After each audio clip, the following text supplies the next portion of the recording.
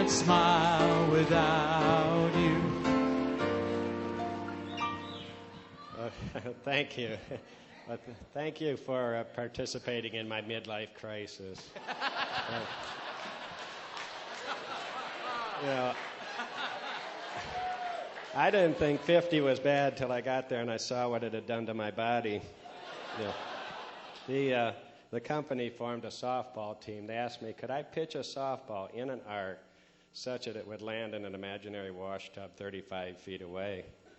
And I said, honestly, I don't think I could even pee in an arc and have it land in a real wash tub sitting like right there.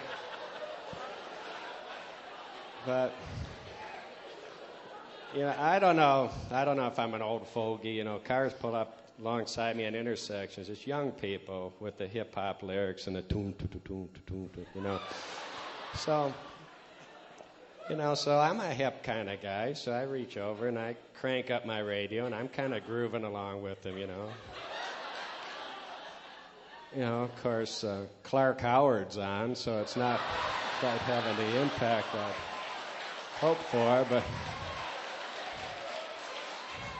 you know.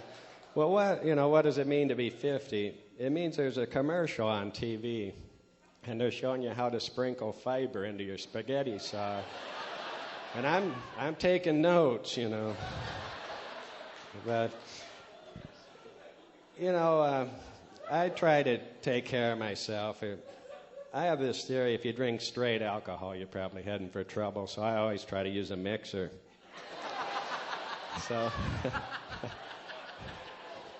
So I was out on my regular mixer the other day, so I went to the refrigerator. I found a substitute. So I was sipping on my TS. It's a tequila Slim Fast.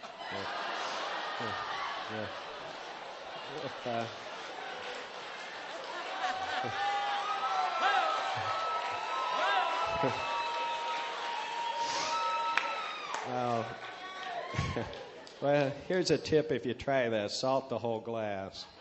But I was thinking about the external audit we're going through. We're going to work in some accounting here. And the reason external audits have become so hard now is you got inexperienced auditors coming in. You got Sarbanes-Oxley. And you can tell the inexperienced auditors, and I'm not saying they're sending brand new auditors, but I can see mortarboard lines in their forehead from their graduation ceremonies, you know. And they're like little puppies, you know, they're like running around and yipping and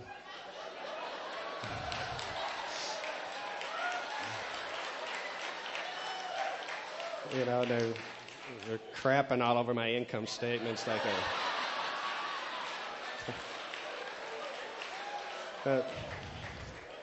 But they got their work cut out for them with Sarbanes-Oxley. You know, I was with a company before that didn't believe in Sarbanes-Oxley. You know, they had their own internal controls. You know, they called it Sudoku-Oxley. They just kept rearranging all the dollars till they fit like a giant Sudoku puzzle, you know.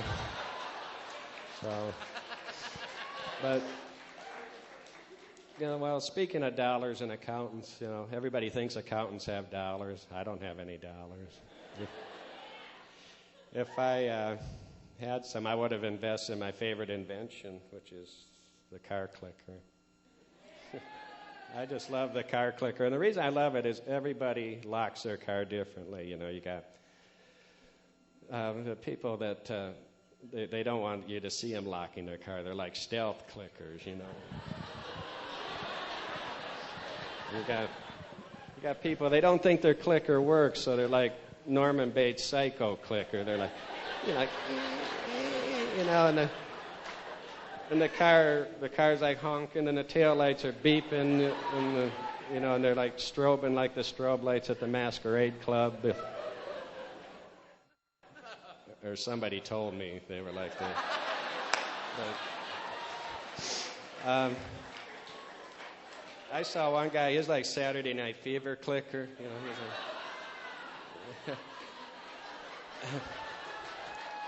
Yeah, you know, we're funny and we can dance, you know. But it's Well, that'd be a good reality show, Dancing with the Accountants, I think. But anyways, I mentioned a couple old movies there, and my favorite old movie of all time is Tarzan the Ape Man. And I wondered what inspired Edgar Rice Burroughs to write Tarzan the Ape Man. So I looked it up. You know, Edgar Rice Burroughs used to be an accountant.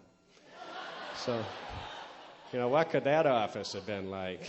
You know, this guy looked around. He saw cannibals eating people. He saw like lions mauling zebras. You know, he looked around. He saw Jane running around in a loincloth. You know, you might have one of those in your office. He saw like rhinoceros. Had a dry throat. Rhinoceros. He saw a lot of big horny animals in the.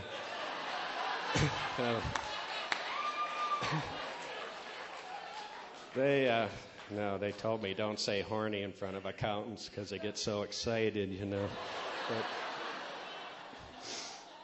But what was Edgar Rice Burroughs looking at when he saw the great man, the great Tarzan, swinging in on a vine with the tremendous Tarzan yell? Were you expecting the tremendous Tarzan yell?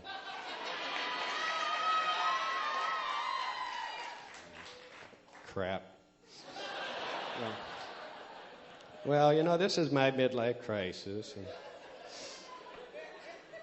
And I have always wanted to do something crazy in front of 500 people, you know, but I don't know. What do you think?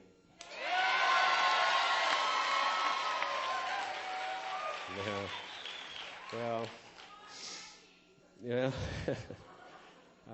Well, I might not get another chance like this. I get it out of my system, and I can't really afford a Harley Davidson. Well, if you're sure about this.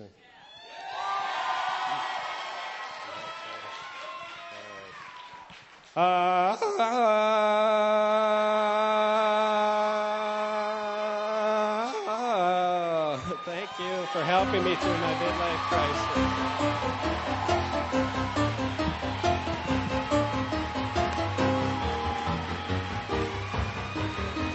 Mike O'Neill.